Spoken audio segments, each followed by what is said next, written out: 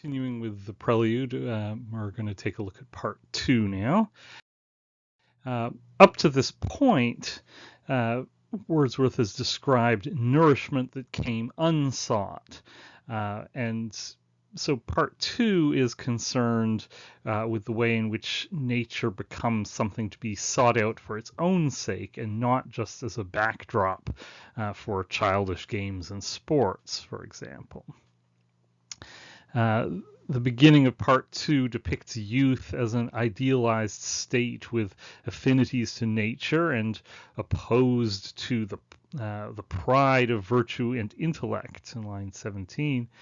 And again, strikes a typically anti-intellectual stance in as Wordsworth aligns himself with the desires of youth, arguing that, quote, duty and truth could be augmented by infantine desire.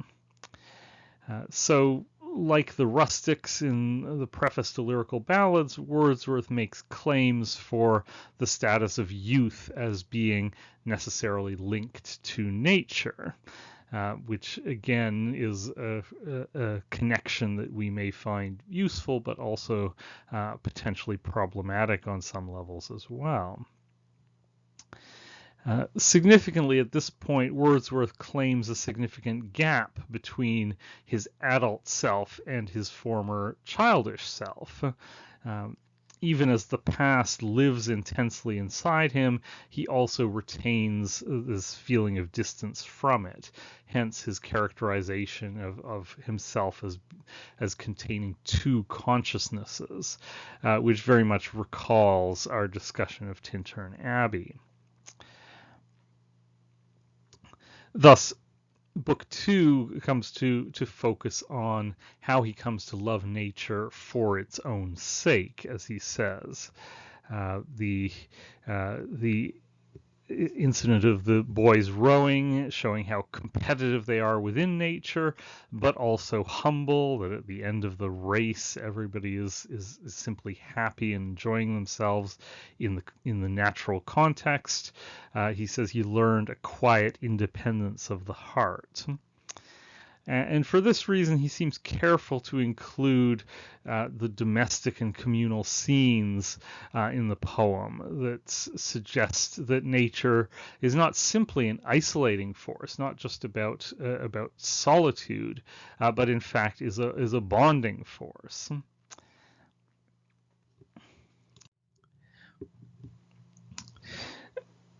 Wordsworth does acknowledge some limitations and challenges to his project.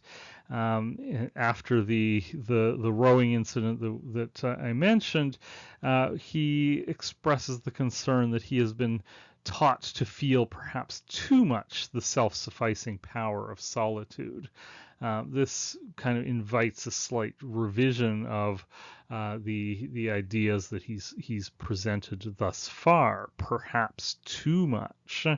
That solitude can in fact be dangerous, and again, this is why he foregrounds the communal aspect of his childhood. But despite the epic claims that Wordsworth makes in this poem, he also seems aware that his subject matter remains somewhat inchoate, unformed, and lacking in origin. Asking on line 243, who shall parcel out by geometric rules, split like a province into round and square? Who knows the individual hour in which his habits were first sown, even as a seed? So he shows an awareness of the difficulty of the task he has set for himself. That there is no clear beginning that can simply explain everything, and so this seems to be a challenge, although he turns it into kind of the epic point of his poetic endeavors, that it is a hard task to analyze a soul, and therefore for this reason, again, it is worthy of the epic form that he gives it. the echo of Milton in the phrase hard task suggests that this is in fact what makes the poem an epic, that it is dealing with a subject that is so vast that poetry is almost unable to encompass it. He asks who that shall point as with a wand and say, this portion of the river of my mind came from yon fountain. The water imagery here is common amongst romantics, suggesting the fluidity of the mind. And like Blake in this passage, Wordsworth is attacking the weakness of believing in the divisions that are constructed by the rational mind, as he says, as if they are real things. At this point, there's another sort of pseudo-cinematic cut as Wordsworth turns toward the blessed babe, as though to find an origin for that which he has just said has no origin. So on the one hand, this is quite a natural association. We think about origins, our mind drifts back to birth. Although Wordsworth here makes it sound as if he remembers his own birth, which is kind of weird, and he goes on to idealize the baby as the prototype of the creative mind, even at the stage of infancy.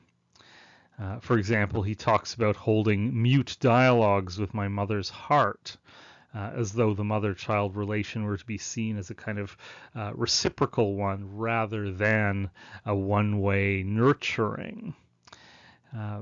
So the child is also idealized because it does not separate itself from the mother. It achieves the kind of unity that we all crave.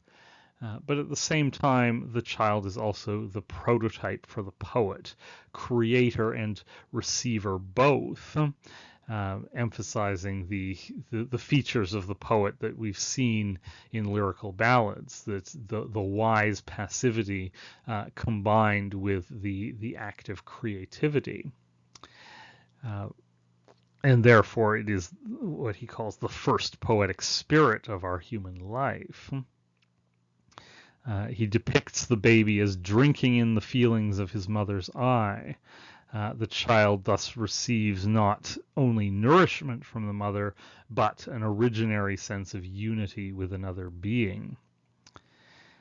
And even at this stage of the poem, he remains somewhat unsure of his epic vocation. He sees a difficult path ahead, as though he were struggling with a sense of purpose. And this passage on the mother then leads into a passage that has been identified as the death of Wordsworth's mother. Although it's interesting that Wordsworth does not spell this out as he does with the death of his father. So this is the first of a few key passages from the end of the poem. That the death of his mother leads him towards his ability to love nature for his own sake. He imagines that the death of his mother should have kind of caused the complete collapse of his feelings and his mind, but it doesn't, and he sees that comes from the power of nature. We also have him refer to the obscure sense of possible sublimity. We can identify this as being a very Burkean passage, but again, characteristically Wordsworthian in its focus on interiority. What is sublime and inexpressible is precisely those interior feelings that are responding to something, but can't even remember or identify exactly what that is.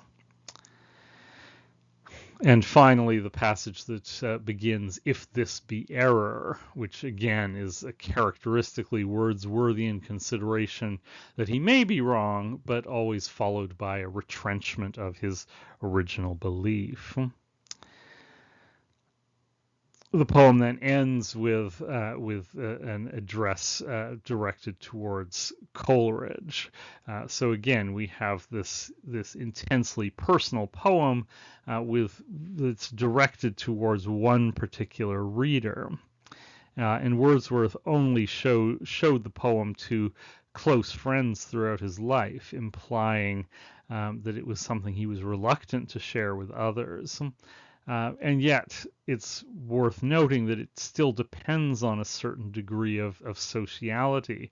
He's writing to explain himself to others. The poem wouldn't exist if it were only for himself. So to conclude then, in some ways, the poem can be read as being about the socialization of the child. The work of nature that's described here is that of preparing the child for socialization. Nature teaches the young Wordsworth a moral sensibility, and it teaches him a sense of shared connection with others, a communal feeling. And both of these are essential lessons for being a productive member of society. So in this sense, nature is not simply the opposite of culture for Wordsworth, as that dichotomy is often invoked. But in this case, nature is the bonding agent that keeps culture together. And at the same time, of course, we also get hints about the less than benevolent qualities of nature, for example, in the grotesqueness of the drowned man. And even in that case, Wordsworth attempts to incorporate that image into his sense of productive memory as a way of avoiding the fact that nature kills as well as blesses. So to conclude then, we might think about how the style of this poem compares to that of lyrical ballads, and how the ideas of the poem compare to those of the preface to lyrical ballads. Is this poem still compatible with what he's outlined in the preface?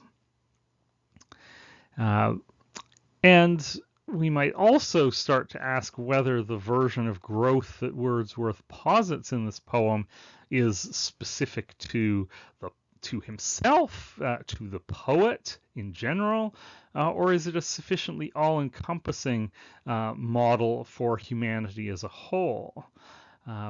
Despite the growth of the mind as being shown to be subject to some degree random circumstances, subject to chance, Wordsworth details the circumstances that he happened to be exposed to, which might suggest that perhaps these are not necessarily universal conditions. So the poem has to be grounded in this sense of specificity to some degree, even as Wordsworth is also tracing out some more attempting to trace out more universal concepts.